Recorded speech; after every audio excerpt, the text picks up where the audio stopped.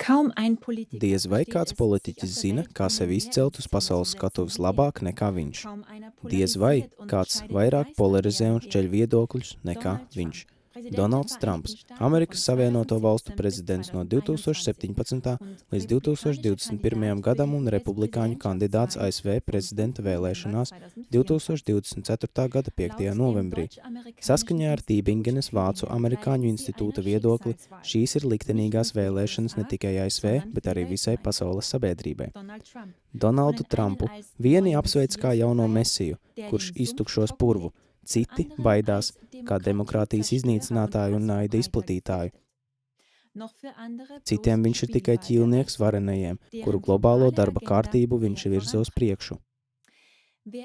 Kas ir Donalds Trumps un kāda loma viņam ir pasaules norisēs? Šī raidījuma mērķis ir sniegt atbildes uz šiem jautājumiem, sākot ar analīzi par iespējamo uzbrukumu ar šaujamieroci 2024. gada 13. jūlijā. Šis uzbrukums ir paredzēts kā ilustrācija, jo tas vēl vairāk sāsina politisko polarizāciju ap Trumpu. Pirmkārt jautājums, kas gūst labumu no atentāta pret Trumpu, ir paredzēts, lai izgaismotu Trumpa lomu. Uzbrukums Trumpam 2024. gada 13. jūlijā, 2024. gada prezidenta vēlēšanu kampaņas pasākumu laikā, kāds slepkava iespējams mēģināja nogalināt Donaldu Trumpu ar paštaisītu šauteni. Video ierakstos redzams, kā Trumps tieši pirms šāviena pagriež galvu sānēm, lai lasītu no telepromptera. Pēc Trumpa teiktā, šī galvas kustība esot izglābusi viņa dzīvību. Trumpam esot trāpījis viens no vairākiem šāvieniem ausī. Viens skatītājs no šāviena gāja bojā, bet vēl divi tika smagi ievainoti. Pēc neilga laika aizdomās turēto slepkavu nogalināja slepenā dienesta snaiperis. Analizējot notikumu gaitu, atklājās dažas acīm redzamas pretrunas un radās daudz jautājumu. Tas izraisīja spekulācijas un atstāja daudz neskaidrību. Pat uz jautājumu, vai un cik lielā mērā tas bija inscenējums, nav iespējams atbildēt ar absolūtu pārliecību. Pēc dažādu ekspertu domām, arī Trumpa auss varētu būt bijusi klāta ar mākslīgām asinīm. Turpinājumā būs tikai dažas no daudzajām pretrunām un dīvainībām. Pretrunas un dīvainības. FIB identificēja šāvēju kā 20 gadus veco Tomasu Metju Kroku. Pat bulvāra preses mēdīju viņu nodēvēja par nožēlojamo šāvēju. Cik ticams, ka viņš būtu nogalinājis Trumpu ar tēvam reģistrētu paštaisītu šauteni aptuveni 120 metru attālumā, ja viņš nebūtu pagriezis galvu? Pieminēšanas vērts ir arī video ieraksts, kurā redzams, kā Kruks darbojas kā neapmaksāts statists pasaulē lielākā aktīvu pārvaldītāja BlackRock reklāmā. Vēl pirms šāvienu izšaušanas Trumpa atbalstītāji bija pamanījuši slepkavu un informējuši drošības spēkus. Tad uz jumta uzkāpa policists. Kad Kruks vērsa pret viņu ieroci, viņš atkal nolaidās lejā. Kā tas ir iespējams, ka Trumps varēja sākt savu runu, neraugoties uz akūtām briesmām? Un kāpēc slepenā dienesta snaiperi bija vērsušies tikai pret Kroksu, kad viņš domājams jau bija šāvis uz Trumpu? Video ierakstā redzams, kā Trumps satver savu ausi tajā brīdī, kad slepenā dienesta snaiperis šauj uz slepkavu. Tomēr saskaņā ar oficiālo paziņojumu šāvieni vispirms tika raidīti uz Trumpu, un tad snaiperis nošāva un nogalināja slepkavu. Vai varētu būt, ka snaiperis kaut kur šāva, lai liktos, ka Trumps tajā brīdī ir sašauts? Veicot video ierakstu skaņas analīzi, atklājās, ka ņemot vērā skaņas kvalitāti bija jāšauj vismaz 4 dažādiem šāvējiem. Citiem vārdiem sakot, bez Kroksa un slepenā dienesta bija arī citi šāvēji, tomēr oficiāli tika runāts tikai par vienu slepkavu.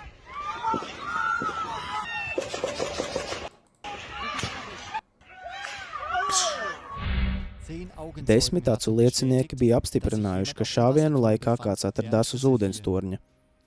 Video ierakstā redzams, ka šāvienu laikā uz ūdenstorņā esošā figūra pārvietojas uz priekšu un atpakaļ. Analizējot līniju, kurā tika raidīti īstie šāvieni un nogalināts cilvēks, secināts, ka šāvieni nevarēja nākt no Kroksa atrašanās vietas. Trumps konventā 2 dienas pēc uzbrukuma ziņoja, ka viņa roka ir asinīs. Tomēr video ierakstā nav redzams, ka uz viņa rokas būtu asinis.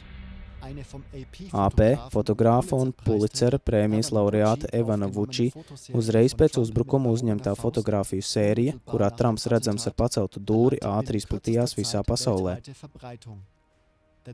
Vācu autors un finanšu eksperts Ernsts Wolfs to rezumēja šādi. Un ka Trumps tad šādi piecēlās un uzreiz pacēla dūri gaisā, un tad tika uzņemtas fotogrāfijas ar Amerikas karogu fonā. Man jāsaka, ka neviens režisors to nebūtu varējis norganizēt labāk, tāpēc man ir šaubas par visām versijām, kas cirkulē. Vienīgais, ko es zinu, ir tas, ka viss noteikti atgādina inscenētu incidentu.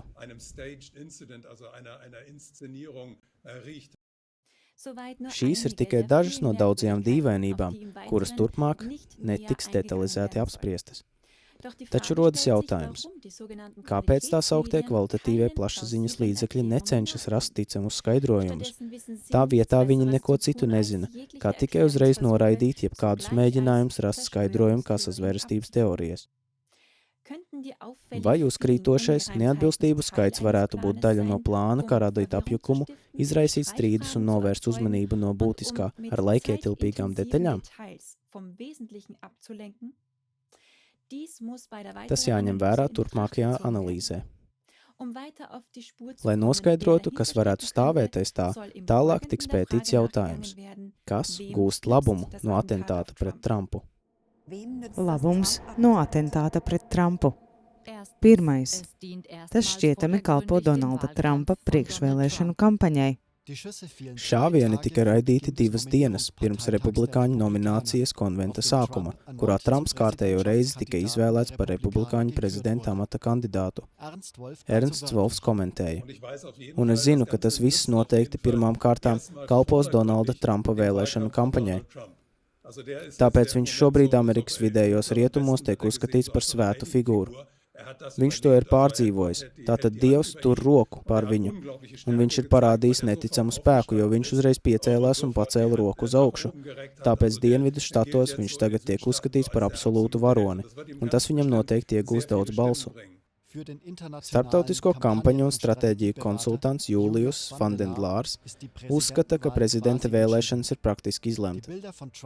Attēli, kuros Trumps pēc atentāta mēģinājuma paceļ dūri un uzrunā auditoriju ar aicinājumu cīnīties, cīnīties, cīnīties, ir ikonisks brīdis un iespējams izšķirošs vēlēšanās, uzskata Vandenlārs. Ja novembrī Trumps tiks ievēlēts, šis būs brīdis, kad viņš beidzot kļūs par prezidentu, uzskata konsultants. Otrais. Tas kalpo tiem, kas vēlas Trumpu inscenēt kā glābēju. ASV evaņģēliski noskaņotie un citi Trumpa atbalstītāji neatstāja šaubas, ka pret Trumpu tika izšauti īsti šāvieni. Dieva aizsargājošā roka bija pār viņu, piemēram, tika citēts ietekmīgās Billija Grehema evaņģelizācijas asociācijas prezidents. Neizdevušais atentāta mēģinājums palīdzēja noteiktām reliģiskajām aprindām pasludināt Trumpu par mocekli un mesiju. Rabīns Isers Zalmans Veisbergs, Šabat Luboviču mēdīju centra autors, starp citu Trumpa uzbrukumam piešķir reliģisku iedalījumu. Viņš 2024. gada 24. jūlija video vēstījumā skaidroja. Prezidenta kandidāta Trumpa labā auss tika caurdurta kā simbolisks žests saskaņā ar 2. Mūzes grāmatas 21. 6. pantu, kur teikts, ka kalpam, kurš vēlas palikt pie sava kunga, ir jāpārdur labā auss. Trumps tika izraudzīts par Dieva kalpu un svaidīto, gluži tāpat kā Kīrs lielais pirms gandrīz 2400 gadiem. Veisbergs turpina, ka pēdējais izpirkšanas termiņš būs 2027. gada 2. oktobris. Tas ir Donalda Trumpa pilnvaru laiks. Viņam ir pamatots iemesls uzskatīt, ka Donalds Trumps ir izvēlēts, lai piedāvātu savu palīdzību svētā tempļa atjaunošanā Jeruzālemē un Jūda valstības nodibināšanā visā pasaulē. Britu publicists Davids Aiks komentē Rabīna Veisberga skaidrojumu sociālajā tīklā X, citēju. Daži to nosauktu par neprātu. Citi teiktu, ka tieši tāds ir plāns. Kā jums šķiet? Trešais. Tas kalpo tiem, kas vēlas vēl vairāk paplašināt drošības aparātu, tas ir novērošanu. Ernsts Wolfs to skaidroja šādi. Tātad visi pēkšņi vienojas. Tātad mums par katru cenu ir jānovērš šādi incidenti. Un ko tas nozīmē? Visi ir vienasprātis, ir jāpastiprina drošība. Un ko tas nozīmē? Citiem vārdiem sakot, mums ir iekšēji jāpruņojas. Tas nozīmē, ka mums ir jānostiprina militārie spēki, mums jāstiprina policija, un nekas no tā mani, protams, nepārsteidz, ja fonā ir kāda programma, kas cilvēkiem nemaz nepatiks. Un es uzskatu, ka, ja Trumps nāks pie varas, daudzus amerikāņus ļoti ātri gaida rupja atmoda, un, protams, tam ir jābūt gatavam. Viss drošības aparāts būs pienācīgi jāmodernizē, un, protams, arī tādas lietas kā šis uzbrukums kalpo šim mērķim, jo aicinājums pēc lielākas drošības noteikti skaļi izskanēs Amerikā jau tagad. Ceturtais. Tas kalpo kā uzmanības novēršana tiem, kas vēlas ieviest digitālo finanšu valūtu. To komentē arī Ernsts Wolfs. Vienmēr ir svarīgi zināt, kas no tā gūst labumu fonā, un šobrīd fonā gūst labumu digitāla finanšu kompleks, jo tieši tagad pēdējās dienās visas acis atkal ir pievērstas šim uzbrukumam. Ikvienam praktiski tiek radīts priekšstats, ka politika ir tik svarīga. Neviens vairs neskatās uz finanšu sistēmu, neviens vairs neskatās, kas notiek ekonomikā, un, protams, tieši tagad var manipulēt, gatavoties un darīt visu iespējamo, lai fonā izvirzītu lielo darba kārtību. Un lielā darba kārtība fonā nav nekas cits, kā digitālās centrālās bankas valūtas ieviešana.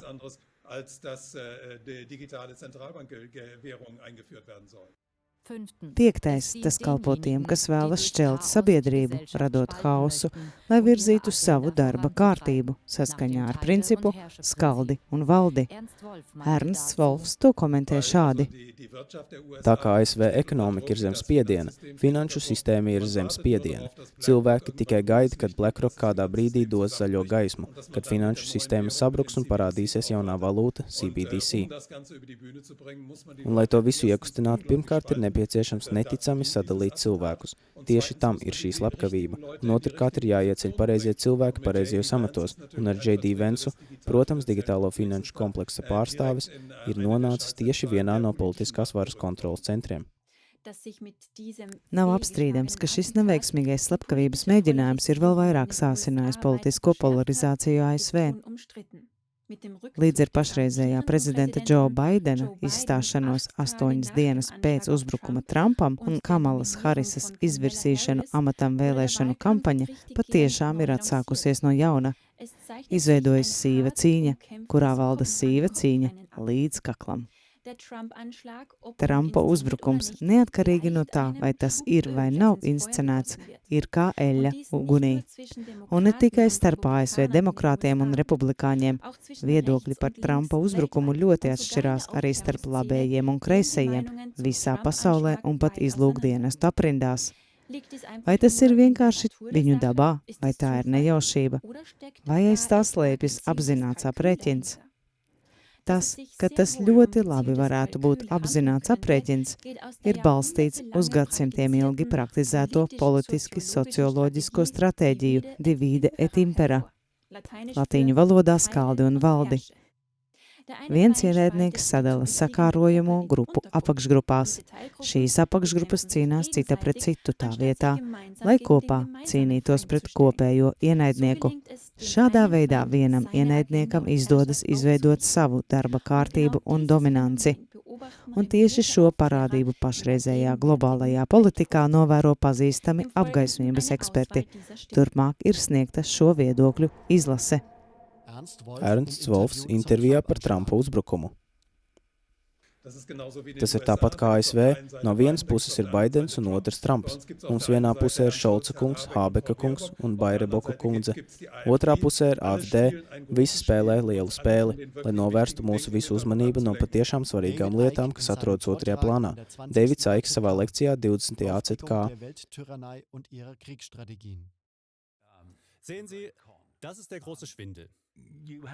Redziet, tā ir lielā krāpšana. Politikā ir kreisie pret labējiem. Un tie visi ir draugi fonā. Un es gribu teikt, ka daži no viņiem var patiešām nepiekrist, bet daudzi no viņiem, galvenie cilvēki, ir draugi. Tātad tas, ko mēs redzam politikā, kreisie un labējie, ir teātris. Tas ir izklaides teātris, vai ne? Bet tas ir domāts, lai mēs ticētu politiskajai sistēmai un ik pēc 4 vai 5 gadiem balsojot kaut kādā veidā kontrolētu, kas vada valdību. Bet ja spēr soli atpakaļ ēnā šajā leļu teātrī, kur ir kreisie un labējie, jūs redzat, ka abus kontrolē vienas un tās pašas rokas. Tāpēc nav svarīgi, kas ir pie varas, kreisie vai labējie. Atklājas viens un tas pats cilvēces plāns. Šī globālā sekta nepazīst valstu robežas. Tā pastāv tikai tāpēc, lai eksploatētu iedzīvotājus. Tā vēlas, lai jūs ticētu, ka pastāv dažādas valstis ar dažādām programmām, taču tā nav. Pastāv globāla sekta, kas darbojas visās valstīs. Tagad atgriezīsimies pie Donalda Trumpa un ASV prezidenta vēlēšanām 2024. gadā. Vai tiešām viss ir līdzīgs leļu teātrim un galu galā nav nozīmes tam, kurš tiks ievēlēts par 47. ASV prezidentu?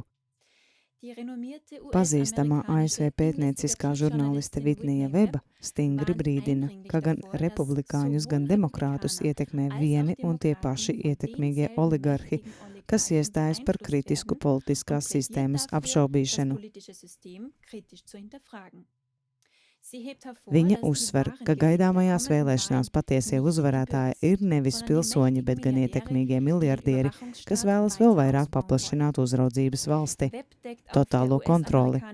ASV platformā Unlimited Hangout Veba atklāja, kas finansē Trumpa vēlēšanu kampaņas. Galvenā figūra ir tehnoloģiju investors PayPal un Palantir dibinātājs Pīters Tīls, kuru atbalsta viņa kolēģi. Viņi finansē Trumpa kampaņu ar vismaz $45 miljoniem. Turklāt Trumpa viceprezidenta amata kandidāts J.D. Vance ir tā teikt Tīla audžu bērns. Veba arī skaidro, ka Tīla vietā demokrātus atbalsta bijušais Google vadītājs Ēriks Šmits. Gan Šmits, gan Tīls ir ietekmīgā Bilderberga kluba līdzpriekšsēdētāji. Īsāk sakot, Bilderberga grupu var uzskatīt par globālistu politisko un ekonomisko ietekmīgāko personu roku. Tās izveidē bija iesaistīts Rockefellera fonds, CIA un ārējo attiecību padome, CFR.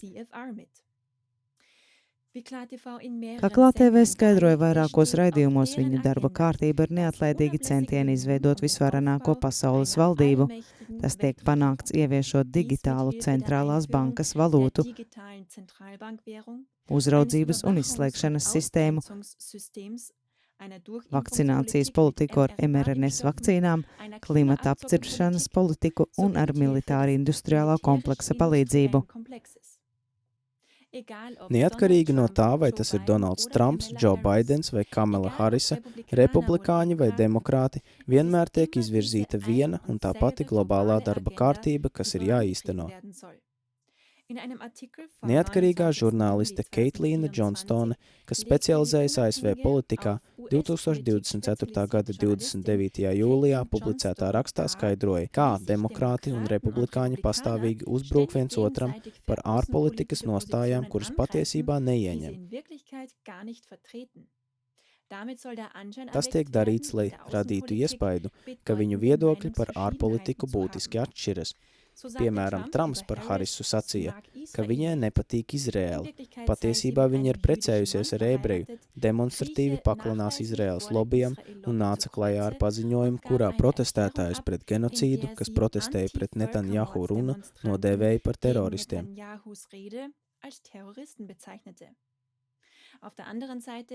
No otras puses, demokrāti jau gadiem ilgi apsūdz Trumpu, ka viņš ir Krievijas un Vladimira Putina draugs. Taču patiesībā Trumps visu savu darba laiku ir pavadījis strādājot pret Maskavas interesēm.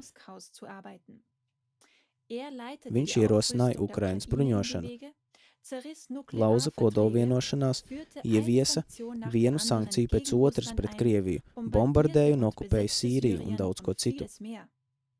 Patiesībā gan demokrāti, gan republikāņi vairāk vai mazāk ir vienisprātis visos svarīgākajos ārpolitikas jautājumos, uzskata Keitlīna Džonsone. Trumps prot polarizēt kā neviens cits, pat viņa paziņojumu, ka viņš ātri izbeigs karu Ukrainā, iegūs otro pilnvaras termiņu, nevar uztvert par pilnu. ASV žurnālists Bens Nortons, kurš specializējas ģeopolitikā, 55 minūšu garā dokumentālajā filmā parādīja, kā Trumps, būdams prezidents, patiesībā bija kara kurinātājs.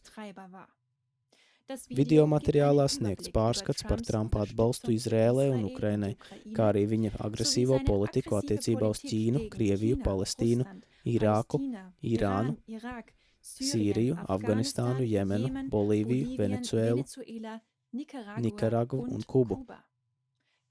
Tieši to pašu varētu teikt par jebkuru demokrātu prezidentu Baraku Obamu, Joe Bidenu vai Kamalu Harisu. Keitlīna Džonstone salīdzina virspusējās atšķirības starp republikāņiem un demokrātiem ar juvelieriem Džona Steinbeka novelē Pērle. Viņi visi strādā vienam un tam pašam darba devējam, lai radītu konkurences ilūziju. Tāpat arī cīņa starp dažādām partijām ir fiktīva cīņa, lai radītu demokrātijas ilūziju. Šī fiktīvā spēle ļauj dažiem topošajiem varenajiem un ar pasaules kundzību apsēstajiem virzīt savu darba kārtību pāri sašķeltajiem vēlētājiem. Tieši tādi notikumi, kā Trumpa slepkavības mēģinājums, ir tie, kas veicina šķelšanos starp dažādām nometnēm. Tāpēc galu galā nav nozīmes tam, vai un cik lielā mērā tas bija inscenēts notikums. Drīzāk būtu jāatklāj un jāaptur pasaules kontroles atkarīgo plāni, apvienojot spēkus, tā vietā, lai strīdētos par detaļām. Vai jūs pievienosieties mums, lai apturētu šos plānus, turpinot izplatīt šo raidījumu? Ja vēlaties iedziļināties šajā tēmā, iesakām noskatīties Davida Aika lekciju, ko viņš nolasīja 20. ACK, atklājot pasaules tirāniju un tās kara stratēģijas. Savā runā viņš norāda uz skaldi un valdi principa problēmu. Tā ir niecīga daļa no 8 miljardiem pasaules iedzīvotāju, kas rada šo globālo šausmu scenāriju. 8 miljardus cilvēku nevar kontrolēt, tāpēc šie daži aukliņu vilcēji rada dažādas partijas un uzskatu sistēmas, lai šķeltu un pārvaldītu 8 miljardus. 75 minūšu garajā lekcijā jūs uzzināsiet arī to, kādu izeju no šīs situācijas piedāvā Deivids Aiks.